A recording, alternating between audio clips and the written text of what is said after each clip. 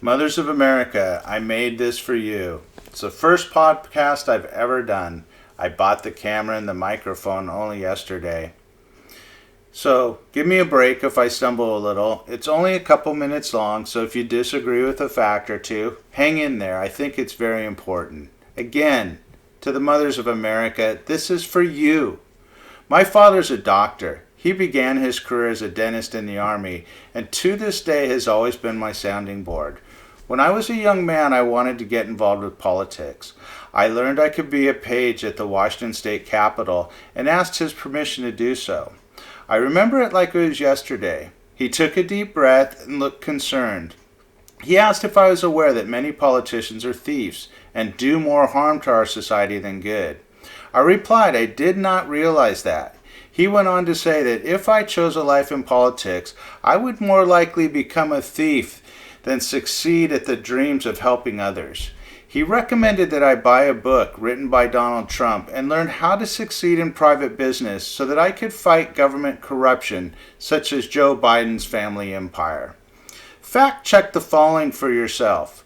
The opiates epidemic exploded under Joe Biden's watch. Reference the American Addiction Center as one of hundreds of websites on the matter. In 2015, 7 years after Joe Biden became vice president, he made opioids more available to our children than ever before in history. Pennsylvania and Ohio were hit the hardest, but no states were spared. In 2015, again 7 years after Joe Biden was elected, Ohio had 20% of the overdoses in all of the United States. During that year, one person died from opioids every 52 minutes in Ohio. Joe Biden is responsible for more than 500,000 deaths. He could have ended it all rather than thriving on it. He has orchestrated the deaths of millions around the world to create his family empire. Under Donald Trump's watch, the opioids use in America was immediately reduced and has fallen throughout his term significantly. During the last presidential debate, Joe Biden stated no one should go to jail for drug charges. Really? We're going to let drug cartel leaders and gang members that cut the heads off young girls all go free if caught? Kind of sounds like the catch and release border program under Vice President Biden. Based on this single comment, no one in America should vote for Joe Biden.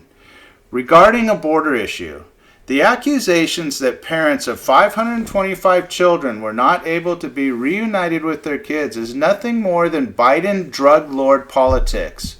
As a mother, what would you do if you were separated from your children? Yes, like me, you would circle the earth 100 times to get your child back. Consider for a moment, everyone on earth knows exactly where the so-called separated children are. Most don't want to know the truth, i.e. that Bidens have their hands in every possible cookie jar and are part of a crime ring that buys children from parents in South America and then uses them to get people working in his drug network across the border. That's reality. Think about it. Mothers of America, we need to end the worst tyranny in the history of our planet, the Biden family. If you question any of this, consider that Joe Biden's son escaped charges for crack cocaine on October 27, 2016 in Arizona, while others in Arizona were being busted for weed. Are you beginning to understand why Joe Biden at the last debate stated that no one should go to jail for drug charges? Biden also stated he will stop the building of the wall in the last debate, the day he becomes president. Of course he wants to stop building the wall, for it makes it harder for the drugs to cross the border, move to sanctuary cities where they have a network of individuals that can't be arrested set up to distribute the drugs across America to gangs who then push the drugs on our children.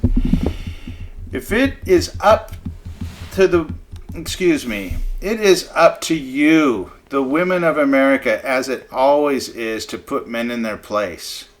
It is time to put Joe Biden in jail and assure President Trump continues fighting drug networks. Trump has and will continue to do more great things for people across the globe than potentially any other leader can. Let's allow Trump to continue his great work so he can hand the keys off to a true statesman, Michael Richard Pence. It is time for us to take back America from the drug lords and creeps of this world such as Joe Biden. Please, I beg you, for your children and my children, vote for Trump. Thank you.